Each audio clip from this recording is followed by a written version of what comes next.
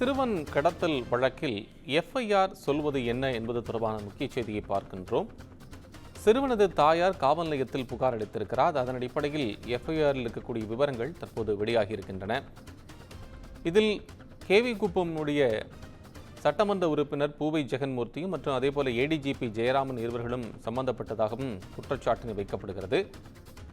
இந்த வழக்கில் பூவை ஜெகன்மூர்த்திக்கு தொடர்பு இருப்பதாக கூறி விசாரணைக்கு அவர் ஆஜராக வேண்டும் என்றும் உயர்நீதிமன்றம் அவருக்கு அறிவுறுத்தல்களை வழங்கியிருக்கிறது. அதேபோல ஏடிஜிபி ஜெயராமன் கைது செய்யப்பட்டிருக்கிறார். இந்த சூழ்நிலையில் இந்த எஃப்ஐஆரில் என்ன தகவல்கள் கூறப்பட்டிருக்கிறது, அது தொடர்பான விவரங்கள் வெளியாக இருப்பதன் முக்கிய செய்தியாக பார்க்கின்றோம். விவரங்களை வழங்க செய்தியாளர் சுப்பிரமணியன் இணைப்பில்.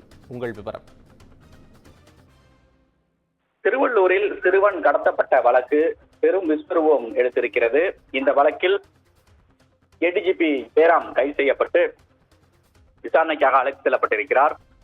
அதே போல இந்த வழக்கில் எம்எல்ஏ பூவை ஜெகன்மூர்த்திக்கும் தொடர்பு இருப்பதாக காவல்துறை தரப்பில் சொல்லப்பட்டது. அவரிடம் விசாரணை நடத்த முடிவு செய்யப்பட்ட நிலையில் அவர் தலைமறைவானார். அதன் பிறகு நீதிமன்றத்தில் முன்ஜாமீன் மனு தாக்கல் செய்திருக்கிறார். அந்த மனு இன்னும் நிலுவையில் இருக்கிறது. இந்த வழக்கு தொடர்பான முதல் தகவல் அறிக்கையில் என்ன தெரிவிக்கப்பட்டிருக்கிறது என்ற விவரங்கள் வெளியாகி இருக்கிறது. அதில் குறிப்பாக திருவள்ளூர் மாவட்டம் கலாம்பாக்கம் பகுதியை சேர்ந்த பெண் ஒருவர் காவல் நிலையத்தில் ஆஜராகி புகார் ஒன்றை அளித்திருந்தார். வெள்ளவேடு போலீசார் இந்த வழக்கை பதிவு செய்திருக்கிறார்கள். வெள்ளவேடு காவல் நிலையத்தில் பெண் அளித்த புகாரில் தனது மூத்த மகன் 15/4/2025 அன்று தேனி பகுதியை சேர்ந்த ஒரு பெண்ணை சென்னையில் சுயமரியாதை திருமணம் செய்து கொண்டார். இது தொடர்பான தகவல்களை திருவள்ளூர் காவல் கண்காணிப்பாளர் அலுவலகத்தில் 9/8/2025 அன்று நேரில் சென்று விளக்கமும் கடந்த மாதம் கொடுத்திருந்தேன். இந்த நிலையில் 7ஆம் தேதி இளைய மகனை, அதாவது அந்த பெண்ணுடைய இளைய மகனை காரில் கடத்தி சென்று விட்டதாக அந்த முதல் தகவல் அறிக்கையில் பதிவு செய்யப்பட்டிருக்கிறது.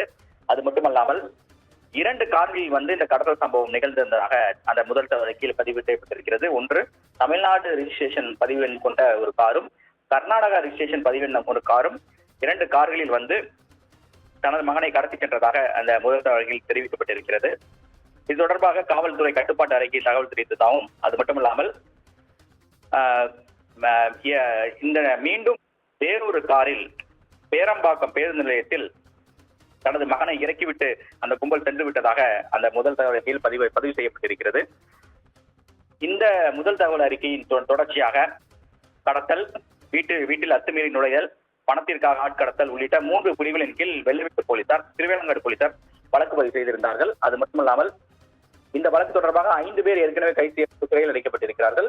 தற்போது ஏடிஜிபி ஜெயராமுடைய காரை இந்த கடத்தலுக்கு பயன்படுத்தப்பட்டதாக காவல்துறை தரப்பில் தெரிவிக்கப்பட்டிருந்தது. அதன் அடிப்படையில் தான் ஜெயராமும் வழக்கில் கைதாகி இருப்பதாக காவல்துறை தரப்பில் சொல்லப்படுகிறது. விவரங்களை வழங்கியமைக்கு நன்றி.